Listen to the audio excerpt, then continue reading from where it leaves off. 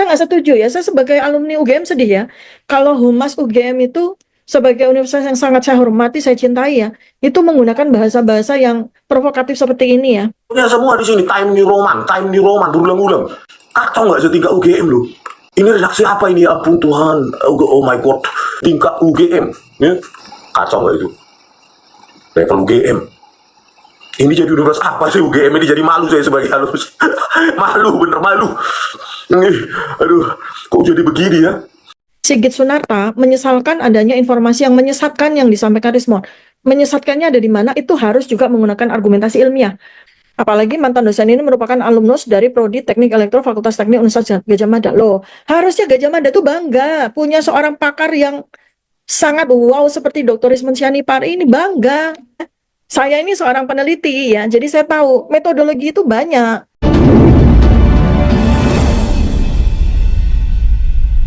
Nah herannya, ya tingkat UGM, ya ini tingkat UGM ya. Bayangkan redaksinya ancur-ancuran loh. Penggunaan kata font Time New Roman, itu Time New Roman gak ada S-nya gitu loh. Kan parah kali setingkat UGM loh. Times New Roman. Ini Time New Roman. Terus pokoknya semua di sini Time New Roman berulang-ulang. Kacau nggak setingkat UGM loh. Ini redaksi apa ini? Ya ampun Tuhan, oh my god, tingkat UGM, ya. Time New Roman ini juga, Time New Roman. Aduh, dah parah di sini. Ya ini fotonya gedungnya saat ini, dulu nggak seperti itu ya. Coba lah, bayangkanlah ini jawaban UGM. Katanya skripsi lembar pengesahan Joko Widodo dicetak di Prima ya. Saat itu dimulai apa? Fotokopi dan penjilitan, tidak ada percetakan, dan berdiri pun tahun 1986. Prima itu, bayangkan jawaban selevel fakultas UGM, dekannya seperti itu. 1986 Joko Widodo lulus katanya dari Fakultas Kehutanan UGM 5 November 1986. Bagaimana lah Joko Widodo mencetak lembar pengesahan dan sampul skripsinya di Prima yang masih fotokopi dan penjilitan, tidak ada percetakan, dan tahun 1986. Enggak, mereka sudah bandingkan, pengakuan saja banyak di zaman itu lembar pengesahan skripsi itu sudah di print, dicetakkan di Prima yang belum berdiri. Kacau nggak itu? Level UGM. Ini jadi universitas apa sih UGM ini? Jadi malu saya sebagai alumnus. Malu, bener malu. Aduh, kok jadi begini ya? Saya nggak setuju ya, saya sebagai alumni UGM sedih ya. Kalau Humas UGM itu sebagai universitas yang sangat saya hormati, saya cintai ya, itu menggunakan bahasa-bahasa yang provokatif seperti ini ya. Sigit Sunarta menyesalkan adanya informasi yang menyesatkan yang disampaikan Rismon. Menyesatkannya ada di mana? Itu harus juga menggunakan argumentasi ilmiah. Kalau kita bilang, Sigit Sunarta bilang bahwa apa yang disampaikan oleh Dr. Rismon Sianipar, ya, Dr. Rismon Sianipar ini secara scientific base itu menyesatkan, maka Sigit Sunarto harus memberikan argumentasi untuk mematahkan scientific base evidence yang disampaikan oleh Dr. Rismon gitu. Jadi bukan dengan kayak gini, ini namanya kategorinya adalah ad hominem ya, menyesatkan gitu. Terus apalagi mantan dosen, bukan mantan dosen ya, Dr. Rismon Sianipar masih jadi dosen di Institut di Pematang Siantar, bukan mantan dosen ya. Apalagi mantan dosen ini merupakan alumnus dari Prodi Teknik Elektro Fakultas Teknik Universitas Gadjah Mada. Loh, harusnya Gadjah Mada tuh bangga punya seorang pakar yang sangat wow seperti Dr. Rismon Sianipar ini, bangga ya. Dia menulis, kita sangat menyesalkan informasi menyesatkan yang disampaikan oleh seorang dosen yang seharusnya bisa mencerahkan dan mendidik masyarakat dengan informasi yang bermanfaat, kata Sigit Sunarto. Ini saya lebih baik mengusulkan untuk bikin forum deh, forum terbuka ya. Forum terbuka, karena ada undang-undang yang mewajibkan UGM untuk membuka undang-undang keterbukaan informasi ya. Jadi mendingan daripada ad hominem, daripada bersilat lidah seperti ini, lebih baik dibuka dalam sebuah forum ilmiah ya. Sigit menyampaikan sebagai seorang dosen, seharusnya Rismon dalam menyimpulkan suatu informasi harus didasarkan pada fakta dan metode penelitian yang baik. Loh, sudah dilakukan sama Dr. Rismon Sianipar. Menurut Sigit, seharusnya Rismon tidak hanya menampilkan ijazah dan skripsi Joko Widodo saja yang ditelaah, namun harus juga melakukan perbandingan dengan ijazah dan skripsi yang diterbitkan pada tahun yang sama di Fakultas Kehutanan. Belum tentu. Metodologi riset itu banyak sekali, Pak Sigit ya. Saya ini seorang peneliti ya, jadi saya tahu metodologi itu banyak. Kita bisa menggunakan uji digital forensik dengan hanya satu dokumen ini aja, kan beliau lakukan itu. Uji digital forensik terhadap dokumen yang diklaim sebagai ijazah dan skripsi dari Joko Widodo, itu yang dilakukan. Kalau ada lagi metode melakukan perbandingan, ya ada lagi penelitiannya beda. Nah, penelitian yang dilakukan sama beliau ini, analisis ya namanya, ya, ya, itu didasarkan pada dokumen yang dia dapat. Loh, Pak Rismon ini pergi terbang ke Jogja loh, untuk melihat sendiri dengan mata kepala sendiri. Skripsinya seseorang yang bernama Joko Widodo tuh, beliau tuh sampai terbang ke Jogja, ke perpustakaan Fakultas Kehutanan. Artinya beliau benar-benar eyewitness, melihat dengan mata kepala sendiri, dan karena itu beliau itu sebagai seorang pakar itu sudah menunaikan tugasnya gitu loh. Nah, kemudian ini Sigit bilang juga soal penggunaan font Times New Roman pada sampul skripsi dan ijazah seperti yang dituduhkan oleh Rismon dianggap meragukan keaslian dokumen. Sigit menegaskan bahwa di tahun itu sudah jamak mahasiswa menggunakan font Times New Roman atau huruf yang hampir mirip dengannya, terutama untuk mencetak sampul dan lembar pengesahan di tempat percetakan. Inilah yang menyesatkan. Ini yang menyesatkan, ya.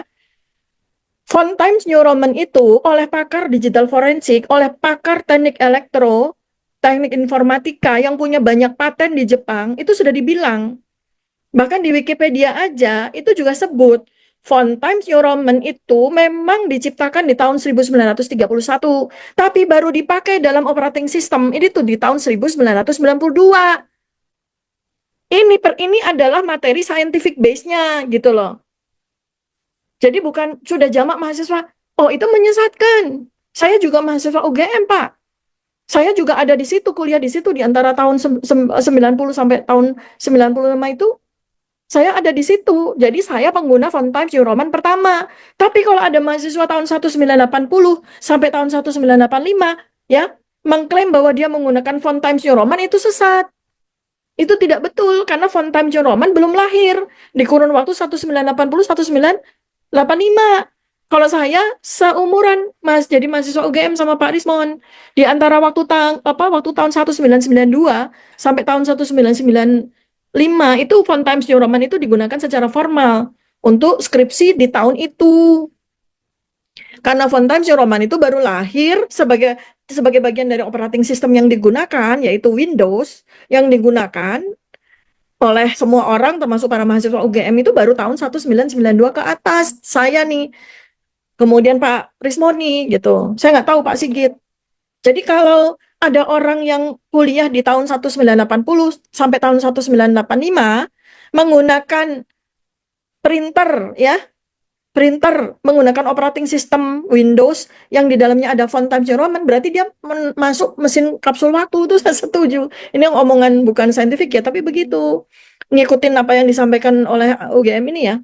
Kemudian ya, bahkan di sekitaran kampus UGM itu sudah ada percetakan seperti Prima dan Sanur dalam kurung sudah tutup yang menyediakan jasa cetak sampul skripsi. Fakta adanya mesin percetakan di Sanur dan Prima juga seharusnya diketahui yang bersangkutan, karena yang bersangkutan juga kuliah di UGM. Nah, ini saya juga harus klarifikasi lagi ya Pak Sigit ya, hati-hati.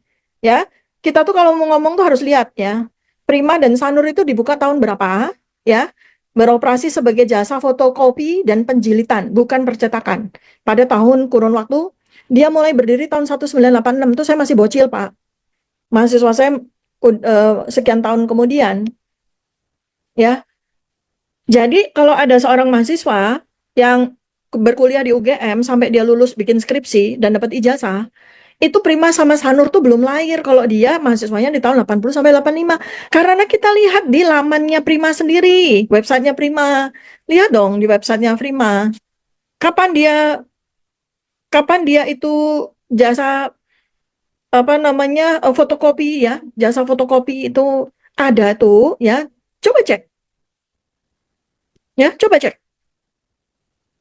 Baru berdiri tahun 1986 sebagai jasa fotokopi dan penjilitan.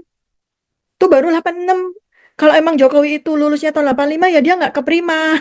Tapi ke Sentul, Pak, stensil, Pak Sigit, ya. Ini kan kita yang orang-orang beneran orang UGM yang kuliah di Jogja tuh kan ngerti banget. Kita fotokopi kemana nih? Saya bacain ya. Sini saya buka ini. Di websitenya Prima Grafika. Kami adalah perusahaan yang bergerak dalam bidang olah dokumen dan digital printing di Yogyakarta. Dimulai dengan jasa fotokopi dan jilid pada tahun 1986. 1986, 1 tahun sejak klaim lulus Jokowi ya. Jadi waktu 1985 itu Prima tuh belum lahir, belum buka. Kemudian baru tahun 2006 ya, baru tahun 2006 Prima berkembang ke digital printing dan percetakan. Ya, jadi pada saat dari 1986 sampai 2006 itu Prima itu jasanya fotokopi dan penjilitan. Skripsi saya juga dijilid di fotokopi di Prima. Ya, tapi kalau mahasiswa yang lama, yang umuran kuliahnya di 1980 sampai 1985 itu nggak ada yang nyetak dengan printer, orang printer juga belum dijual. Kalaupun dijual itu harganya mahal sekali, 20 ribu dolar, siapa yang bisa beli ya.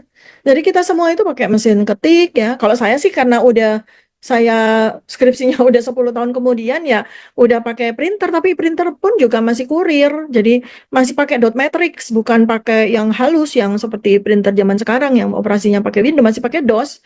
Saya bikin skripsi masih pakai DOS, belum pakai Windows. Windows itu kan eh nah saya S2 tuh ya. Jadi skripsinya yang udah masa-masa printer itu masih pakai DOS ya, masih pakai DOS. Jadi ini mesti hati-hati ya. Orang-orang UGM nih, orang-orang resmi UGM ini kan mesti juga scientific based dong gitu loh. Seorang akademisi bagaimana sih? Masa saya aja langsung tak penasaran gitu. Bahkan di sekitaran kampus UGM sudah ada percetakan seperti Prima dan Sanur. Dalam kurung sudah tutup, belum tutup. Saya cek masih buka kok. Prima itu di Jalan Cikditiro, Sanur itu di Jalan C Simanjuntak. Ya, kita semua mahasiswa-mahasiswa rata-rata nggak semua ke situ karena itu kan termasuk yang mahal ya. Termasuk dia mesin fotokopi sama mesin jilidnya itu termasuk yang terbagus. Jadi mahasiswa-mahasiswa yang orka yang bisa jilid sama fotokopi di situ. Kalau enggak kan tersebar banyak. Yang lebih murah itulah yang lebih murah itu kan yang di Skip itu lebih murah. Yang sederhana-sederhana gitu. Kalau Prima sama Sanur kan mahal. Hanya mahasiswa Orkai aja yang ke situ kan.